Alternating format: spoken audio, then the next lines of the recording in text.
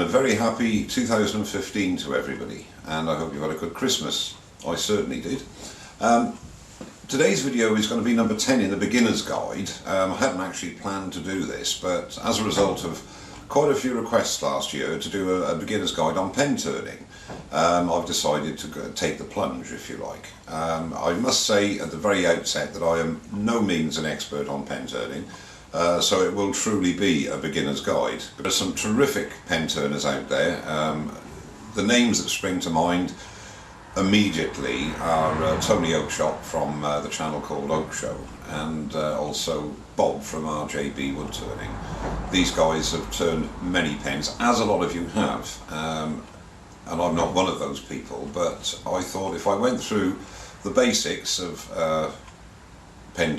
doing your first pen, if you like, and what you need to look out for. This is one method that I use, because I'm in the learning process myself, and this is quite an easy process that I'm going to use with regards to finishing, because that is what it's all about, is the finish you achieve on your pen. I'd also like to take this opportunity to thank all my subscribers. I'm absolutely amazed at the support that I get and got in 2014 rather. And I sincerely hope that it continues to, the channel continues to grow in 2015, and with your support I'm sure it will. I would appreciate it greatly if the more experienced pen turners out there could leave their comments, as they normally do anyway, with their hints and tips and tricks, so that people can read the comments and glean from them alternative methods, and then hopefully they'll arrive at a method that suits them. I'll put a link down below to Bob and Tony's channels, and also a couple of other people that I've looked at, but as I say, I've watched many hours of pen turning videos, and like with any other form of turning, practice makes perfect, and I'll see you over the bandsaw. What I've got here is a piece of ash, and I normally cut my blanks at around 3/4 of an inch to an inch square, because this was wet when I cut it, and it's dried now. And the length of blank for these kits is around 54-56 mils, so I set a stock block up here. I find it best to do this because what I tend to do is spend half an hour maybe cutting up a load of pen blanks. The important thing to remember as well is to mark the blanks when you've cut them, and so that you can line the grain up when you put it on the mandrel.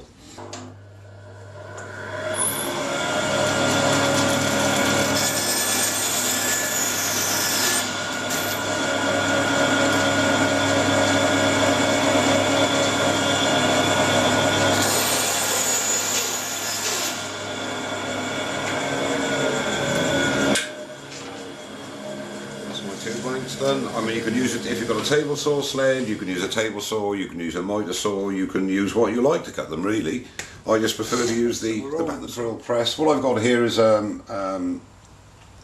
pen vise, not necessary at all. I had this bought for me last year actually, and you can use any method you like as long as the blank is perpendicular to the table to allow as straight as possible hole for the barrel to go in. I'm using here a 7mm brad point bit, and that's what's needed for this style of pen. Okay, now the important thing here is to do very small cuts, in my opinion, to stop any wavering of the bit as it's going down, so you get a nice straight hole down the centre of your blank.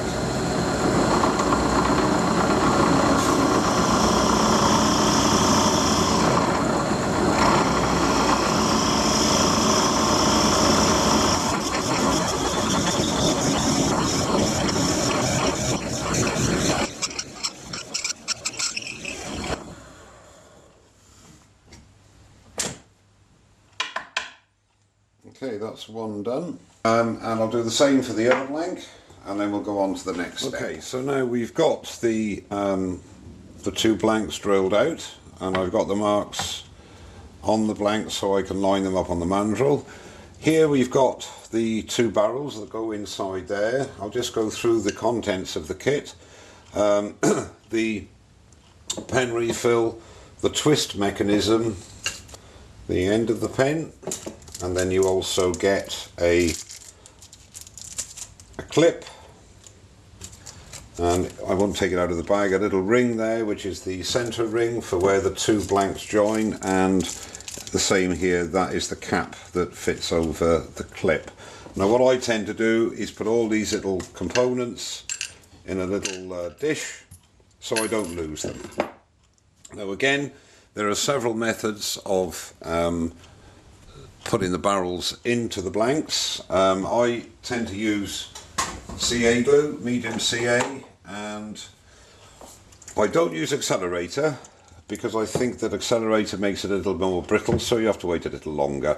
But again, with pen turning, once you get a system, you can do a lot of the same processes at the same time, and that way you get things done in batches. Okay, so the brass inserts, they do need a little scuffing up. So what I do there is just take a piece of abrasive and just scuff up the surface. I think it was Miguel Sanchez had a great idea. You put this into a drill, into a hand drill, and very light pressure on it, obviously, otherwise you're going to bend the tube, and literally turn on your drill and hold some abrasive against it. Again, there are lots of different methods of doing everything, and the only reason of doing this is to give something for the CA glue to adhere to. For doing this, what I tend to do is I've just turned a little piece of wood there, get my medium CA quite liberally across the barrel, and then when you insert, twist the barrel like so and point it down, and there he is. Now let that set, and the same on the other barrel.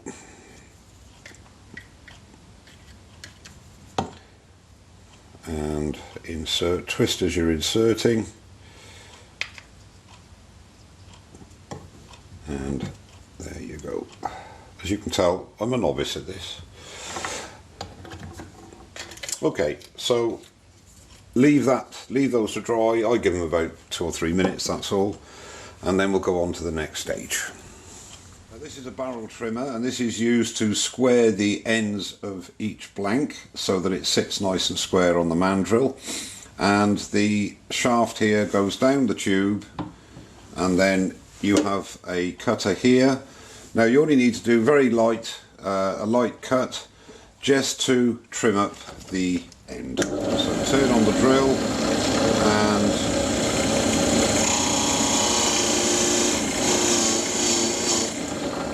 that's all you need to do, and you do the same for the other side, which makes it nice and square.